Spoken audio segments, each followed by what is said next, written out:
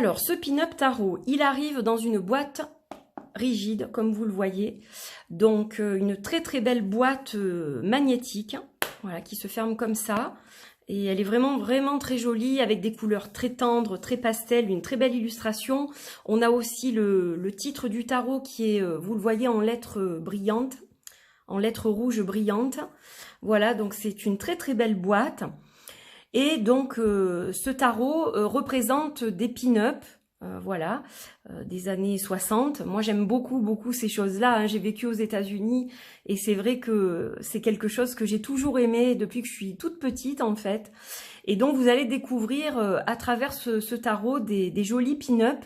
Alors, ce tarot est basé sur le Rider-Waite, donc on peut facilement reconnaître les cartes du Rider. Voilà.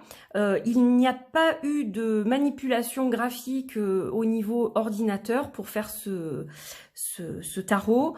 Ce sont uniquement des peintures à l'aquarelle, voilà, qui ont été créées par un artiste. Et l'artiste en question s'appelle Michele Tarnapovic, voilà. Donc vous avez le nom de l'artiste ici, et donc cet artiste est publié chez Pentagram Publishing. Donc on a en anglais et en russe au niveau du texte. Voilà, et donc la boîte se présente comme ça. Donc je vais enlever d'abord ce qu'il est à l'intérieur, comme ça je vous montre la boîte, donc qui est vraiment très très jolie, une belle boîte magnétique avec un petit ruban en satin blanc pour pouvoir facilement attraper vos cartes et votre livret. Donc voilà, un petit coffret, un vrai bijou cette boîte. Alors, avant de regarder les cartes, on va regarder le livret. Donc on a un petit livret, voilà, qui est sympa comme tout. Et donc dans ce livret, vous avez une partie en anglais, une partie en russe, hein, comme vous le voyez, voilà. Et donc on a chaque fois des petites explications pour chaque carte. Voilà, donc c'est concis, mais ça reprend comment dire, les significations de chaque arcane. Donc je trouve ça bien, voilà, en anglais et en russe. Donc c'est super parce que ça a été traduit en anglais. Et personnellement, je ne parle pas le russe. Je suppose que la plupart d'entre vous non plus. Donc c'est vraiment sympa déjà qu'il y ait une traduction en anglais. Voilà, il y a des petits mots-clés. C'est assez sympa, je trouve. Donc, vous avez un petit livret d'accompagnement et les fameuses cartes. Avec un dos que j'adore vraiment. Alors, vous pouvez les lire donc endroit envers, hein, vous voyez, ça c'est super bien. Et le dos est vraiment magnifique, hein. Moi, je le trouve très très beau, ce dos, avec cette femme plantureuse. Voilà, donc un jeu qui me convient, hein, moi-même ayant beaucoup de forme, n'est-ce pas? Donc, je pense que c'est un jeu qui va me plaire beaucoup. Un jeu très féminin, hein, du coup, évidemment. Donc, la tranche, elle est normale, voilà. Alors, au niveau de la qualité, elles sont pas forcément très épaisses, mais la qualité est excellente, hein. On a un toucher pêche qui est vraiment très agréable. Elles sont souples et de très très bonne facture, donc ça permet de les mélanger facilement. Et elles ne sont pas très très grandes. Il faudrait que je vous compare ça à un autre tarot. Pour la taille, attendez, qu'est-ce que j'ai près de moi? J'ai le Tarot of the Abyss d'Anaturian. Donc ça peut peut-être nous donner une idée. Voilà, par rapport au Tarot of the Abyss, on a une carte qui est un petit peu moins large, un petit peu moins haute, vous voyez? Des petites cartes de tarot, mais très très sympa. Voilà. Alors, j'ai changé d'angle de tournage pour que vous puissiez bien voir les cartes, justement. Voilà, pour que vous puissiez les voir en entier et vraiment admirer ces illustrations qui sont très jolies, entièrement faites à la main. Donc, la première carte, c'est la carte du fou, la carte numéro 0. Donc, vous avez une illustration pleine page avec chaque fois un petit cadre couleur marron avec le numéro et le nom de la carte en anglais. Donc, ça, c'est super. Voilà, et puis bon, on voit que ça représente tout à fait bien le fou du rider. Même si, évidemment, il y a des différences au niveau de la représentation. On retrouve le soleil, on retrouve la falaise, on retrouve cet être innocent et fougueux, voilà, qui se balance comme ça au-dessus de la falaise avec le petit chien qui n'emmène pas large. Donc soit elle se lâche des deux mains et elle se casse la figure, soit elle arrive à tenir et à garder l'équilibre et voilà, à aller sur un chemin un peu plus paisible et moins chaotique. Mais on retrouve vraiment bien les représentations du fou. Donc pour le magicien, on a aussi les 4 symboles des suites. les épées, deniers, coupes et bâtons. Et on a le 8 de l'infini, donc on a aussi cette représentation qui est quand même très fidèle. Alors la grande prêtresse, c'est une de mes cartes préférées, elle est magnifique. Hein. Elle est abondante, elle est sexy, elle est sublime, je trouve vraiment. Elle est très très très très belle, cette grande prêtresse. J'aime beaucoup beaucoup beaucoup. L'impératrice aussi, alors très abondante, là on retrouve le côté maman, hein, puisque elle a un petit bébinou dans les bras, et puis vous voyez, elle a ce ventre encore rebondi, puisqu'elle a un jeune enfant qu'elle vient de mettre au monde il y a peu, on le voit, donc on est dans l'abondance, hein, on est vraiment dans le côté mère, femme, la représentation est très fidèle aussi, je trouve, et elle est très très belle, cette impératrice.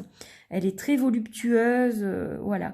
Et elle a son côté mère, mais elle garde son côté femme aussi, hein, avec les porte-jartelles, donc je la trouve très très jolie. Alors l'empereur, voilà, donc qui est représenté par une femme, et on a quand même la tête de bélier ici, donc voilà, qui représente l'empereur, le hiérophant, les amoureux,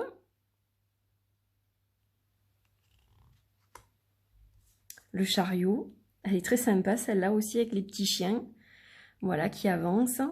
Alors la force, j'aime beaucoup qu'elle soit représentée avec un serpent, je la trouve vraiment sympa aussi celle-là. L'ermite, très spirituel, hein, on a le fond de la carte qui est violet, donc on est dans la spiritualité, elle a sa lampe, elle a ses livres pour étudier, voilà, hein, pour faire de l'introspection, etc. Donc très juste aussi. La roue de fortune, magnifique roue de fortune, avec un petit côté diabolique hein, quand même. Et oui, la roue tourne, mais bon, elle peut tourner dans le bon comme dans le mauvais sens en fait. Hein. La justice, avec la balance et le glaive. Hein. Le pendu, position un peu de yoga, de sport. Voilà, on a un petit côté workout sur cette carte, je trouve. La mort, donc un nouveau départ, hein, la fin de quelque chose, le début d'autre chose, voilà. La fin du voyage, mais le début d'un autre, donc c'est très juste aussi, je trouve. La tempérance aussi, magnifique, avec son verre de vin. Le diable, elle est sublime cette carte du diable. On a une cartomancienne hein, qui tire les cartes là. Elle est sublime. J'adore. Une de mes préférées avec la grande prêtresse. La tour. On ressent la colère dans cette carte. Je trouve elle a un côté très arrogant, comme si elle allait tout bousculer sur son passage d'un coup, de façon surprenante. Et c'est bien ça justement l'essence de la tour. L'étoile.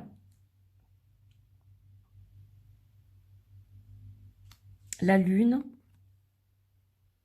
Très très jolie aussi la lune.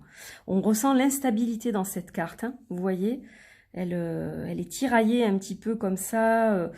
On a une carte avec le serpent, on sent l'instabilité, le monde des rêves aussi, donc là encore c'est très juste. Le soleil, oh, elle est magnifique celle-ci, hein. La joie de vivre, vraiment. Donc chaque fois on a un personnage sur les cartes, hein. Vous voyez qu'il n'y a pas d'autres personnages qui rentrent en ligne de compte. Donc on a le jugement ici, l'éveil, vous voyez la lumière tout d'un coup, voilà, la lumière est faite.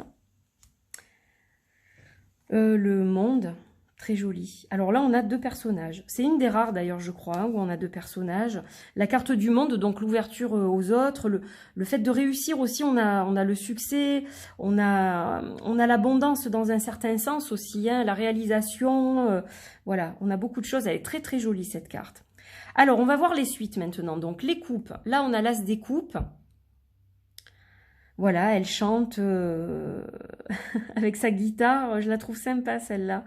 Le 2 des coupes, donc là on a un petit animal, donc de temps en temps si, il y a un petit animal. Mais sinon, au niveau des personnages, c'est souvent un personnage unique. Le 3 des coupes, où on est dans la fête, dans le partage, etc. Le 4, bon elle est blasée, elle s'ennuie. Le 5, la perte, donc là on a le chapeau qui cache le visage pour cacher la tristesse hein, de la jeune femme qui est représentée. Le 6 des coupes, la nostalgie hein, de l'enfance avec le petit ourson. Le 7 des coupes, pas mal celle-là aussi.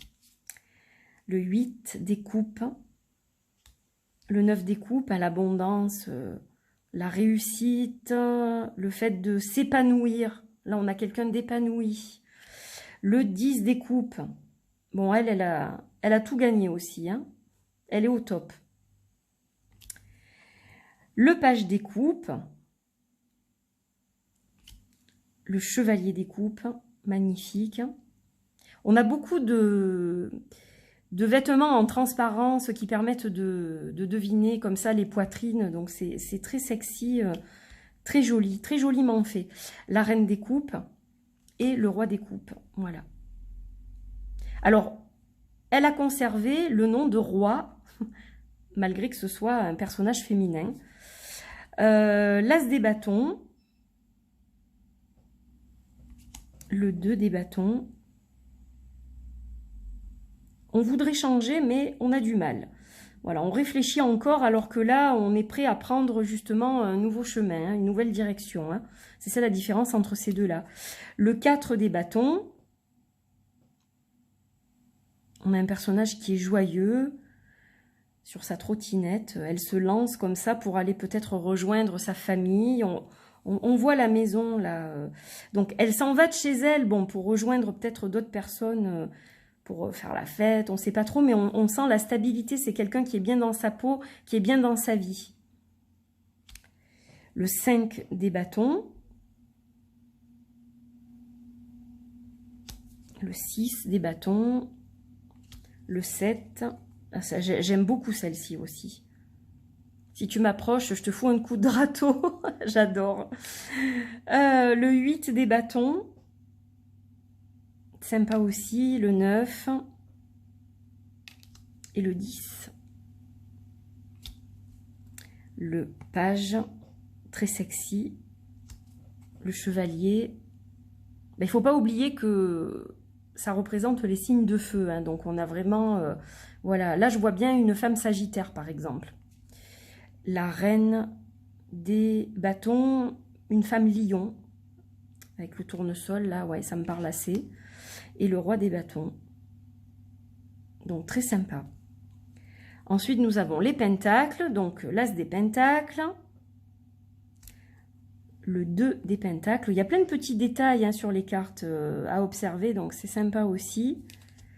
Le 3 des pentacles. Donc, elle les a dans le soutien-gorge, les pentacles. Là, il y en a 2 et un troisième en haut. Le 4. On sent qu'elle est repliée sur elle-même, hein, celle-ci. C'est bien représentatif, hein, les postures sont très justes. Le 5 des pentacles.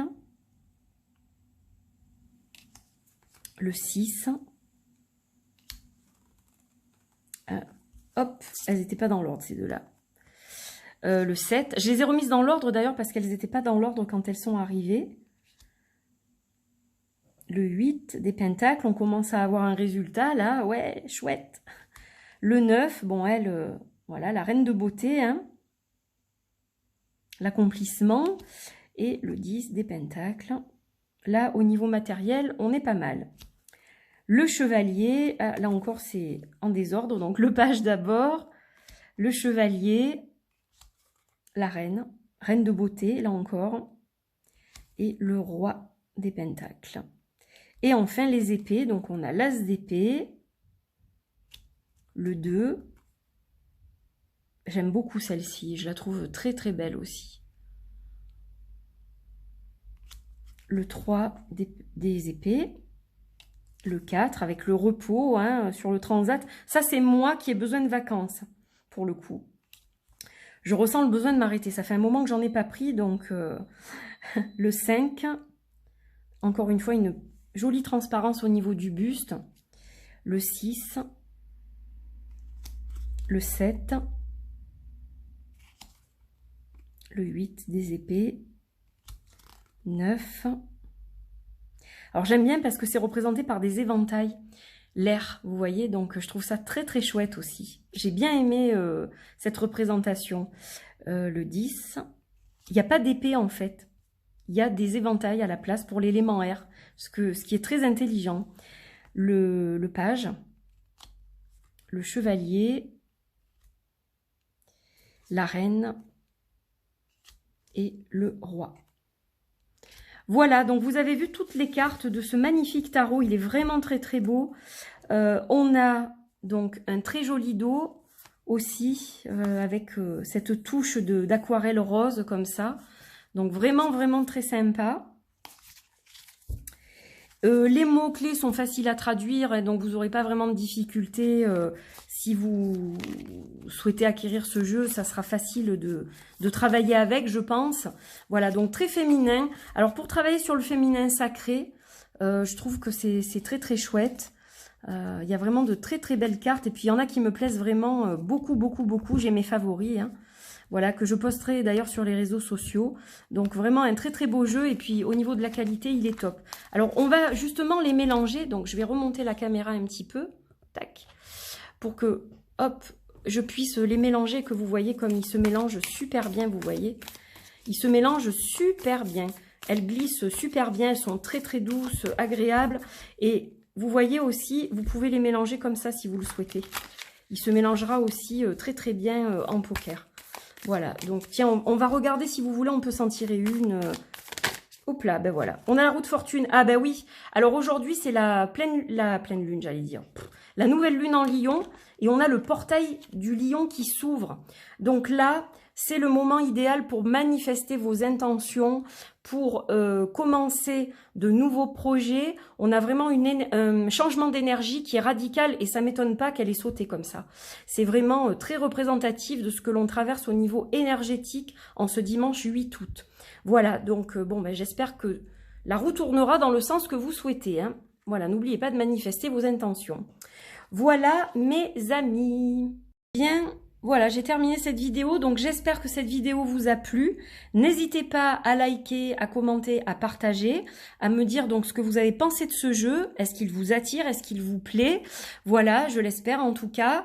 Et je vous retrouve très vite pour la prochaine vidéo où je vais vous parler du Granny's Postcard Le Normand. Voilà, qui est très très joli aussi, et qui a été créé là par Nicolas justement Taradashko, qui m'a donc fait ses envois. Voilà, donc j'aurai le plaisir de vous présenter ce jeu lors de la prochaine vidéo. Je vous souhaite une belle journée, une belle soirée. Je vous embrasse très très très très fort, et merci de suivre mes vidéos comme toujours. Voilà, un grand merci du fond du cœur d'être toujours là, de me soutenir, de m'encourager, de me laisser des petits mots gentils. Ça me touche beaucoup. Je vous dis à très très vite pour de nouvelles aventures. Prenez soin de vous. Bye bye.